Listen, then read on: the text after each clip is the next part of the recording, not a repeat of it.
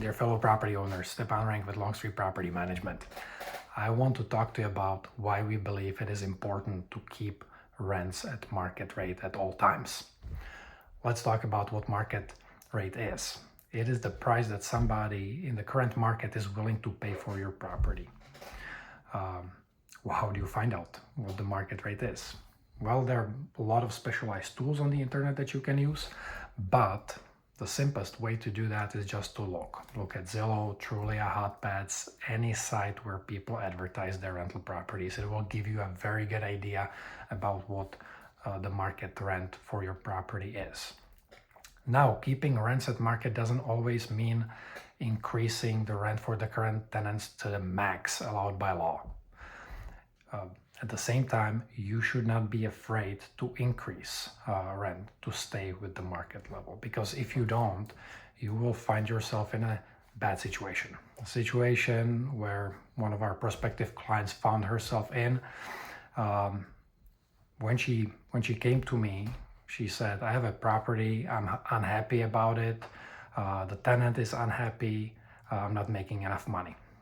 She was charging $1,200, the same rate as 6 years ago when the tenant actually moved in. Now, after I looked at our market rent report, the rent should have been $2,000 at that time. So she was charging $800 less every month than she could have been, according to the market. She was unhappy because she was losing money. Over the 6 years, all the labor and supplies costs skyrocketed. Her taxes went up, her insurance cost went up, and she just couldn't afford to invest money in the property anymore. It started deteriorating, the roof needed replacement, things were breaking on the inside of the property, and the tenants started being impatient and unhappy. And she just didn't have money to cover all that maintenance. So she got herself in this vicious cycle where nobody actually wins, and was looking for help.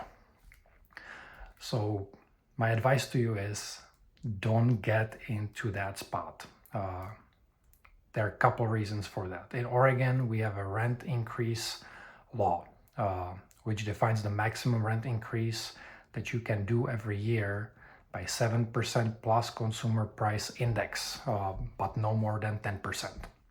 So if you start falling behind, your problem with being below market rent actually compounds, and you will not be able to catch up to it if you start falling behind.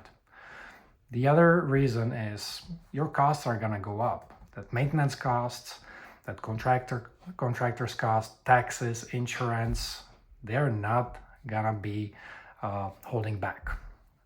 And the last one is, it's an investment property for you. If you decide to sell it, the market rent or the rent that you charge at the property plays a significant role towards the sales price. Also, keeping the property well maintained plays a significant role in the sales price. So if you keep these two things where they are supposed to be, you will be able to get more money when you try to sell your property. If you have any questions, feel free to reach out to us. We'll be happy to help. Best of luck.